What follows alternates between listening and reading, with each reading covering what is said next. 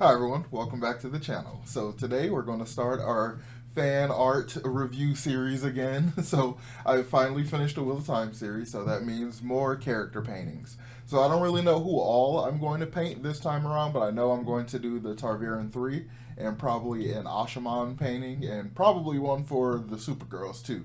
But apart from that, that's kind of the only ideas I have right now. But this first one is going to be one of my favorite characters, going to be Perrin Aybara. So we're going to do a little bit of a character discussion and then talk about him while the time lapse of my painting plays. So yeah, of course, let me know in the comments down below, what do you think of my painting? Let me know if you think it captures the character, and how do you think between the three paintings that I've done of the Targaryen 3, over the course of reading the series, which one do you like the best?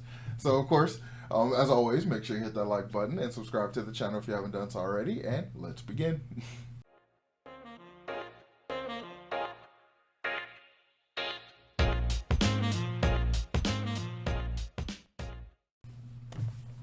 So, Perrin Aybara. Perrin was my absolute favorite character, and heavy emphasis on was. Like, he is still conceptually my favorite character.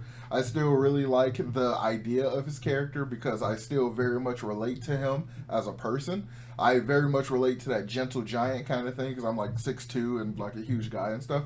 So I really totally relate to that. And I also kind of relate to the way he's very straightforward and kind of like when the decision is made, he just goes for it and it's kind of like a bulldozer. Like there's no real stopping him.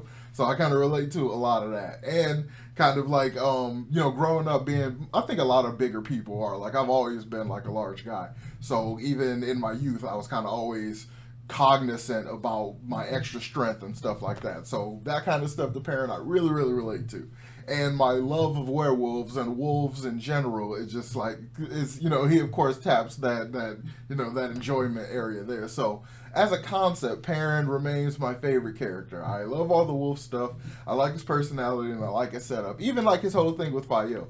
The way he is with Fael, like I relate to him because I fall hard. Whenever I fall in love, it's like I fall hard. So I kind of relate to the whole will do anything to get her back and pretty much going out of his mind and all that kind of stuff. I relate to that.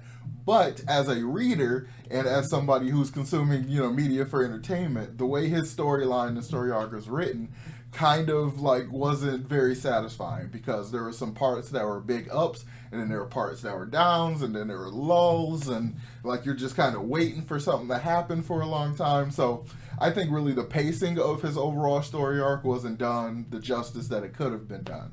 And it kind of feels like a consequence of the nature of the series and having to stretch out some of his story arc. Like the entire thing with Fael being captured, I think that entire plot line was overly stretched out. And the trial, the less said about the trial, the better. Like no one really likes the trial arc that Perrin goes through.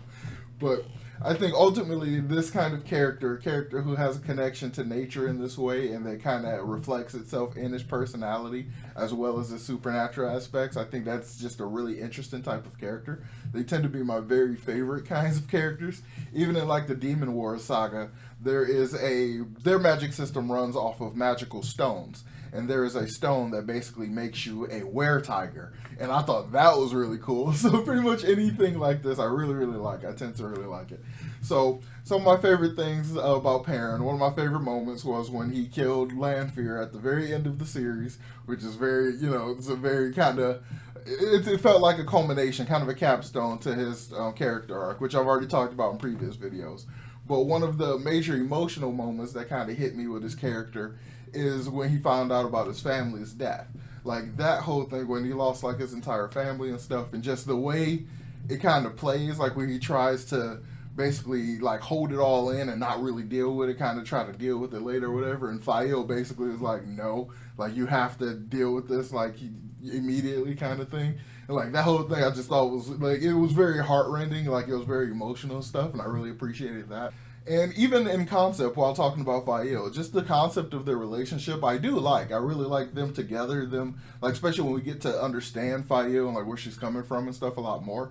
Them together, they are quite compatible in a lot of interesting ways, and I do kind of like them together. But the way the story like had their relationship in the beginning, which I'm kind of two minds about it, because it's like, it wasn't that, oh, we met now. Well, it kind of was, we met, now we're in love, and now we're together. It wasn't so super easy, but in a lot of ways it was very easy. But I don't know, just that conflict in there.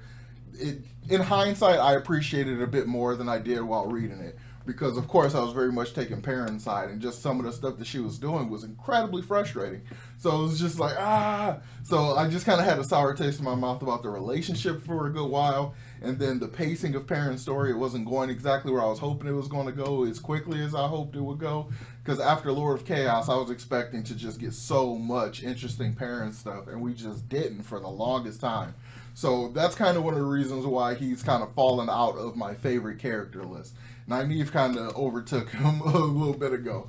So she's probably going to get solo painting too, actually, as a matter of fact, because I think a lot of my emotions on that character deserve some expanding upon. So that'll be one of the good ways to do that, I think.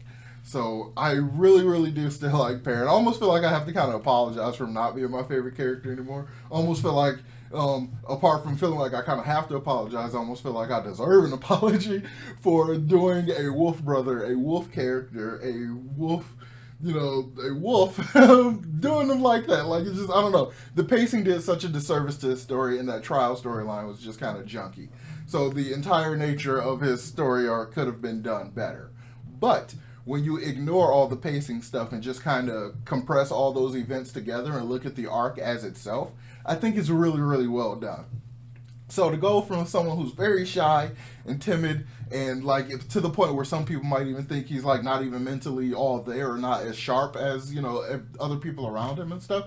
So to the point of being like that quiet, that reserved and stuff, and just being that fearful of like your power, despite the fact being a blacksmith is just going to make you even more powerful physically and stuff. So like all of that kind of stuff I really, really like, and I like the journey that he goes through with the fear of the wolves, the fear of being taken over by the wolves, and then when we ultimately come to learn about Norrell, I believe it was, the one man who was a wolf brother who basically gave himself over to the wolf, and like it was Perrin's like greatest fear for the longest time. So when we got more information about that, I just thought that worked out so well. I just really like the way his story arc looks in its, by itself. Like if we just detach it from everything else, it looks really nice. Minus the really annoying stuff Fael did with when they were going back to the Two Rivers, when she did the whole thing with Loyal, and like just that entire interaction I hate entirely. I would take that out entirely. And the trial, and probably do something totally different that trial. So apart from those two things, I really liked everything we got from Perrin. I really like the way his story arc culminates, and I like how his character culminates towards the end, and like how we kind of see where he is and where he's going into the future.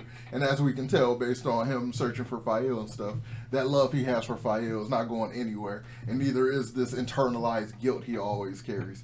So he's like consistent while growing, and then there's more growth to be had and stuff. So he's just this really great, well-rounded character. I really, really like him a lot. And he's still definitely one of my favorite characters, but he's not my absolute favorite character from The Wheel of Time anymore. So yeah, I really hope you all like this painting. Let me know what you think about it in the comments down below. And let me know how you feel about Perrin's story arc. Do you think the pacing kind of like kneecapped it a little bit? Do you think it hamstrung it a little bit, kind of like I do? Or do you think the pacing worked out pretty well and it was overall satisfying? Let me know about that in the comments down below. So yeah, as always, make sure you hit that like button and subscribe to the channel if you haven't done so already. And I will talk to you all next time. Peace.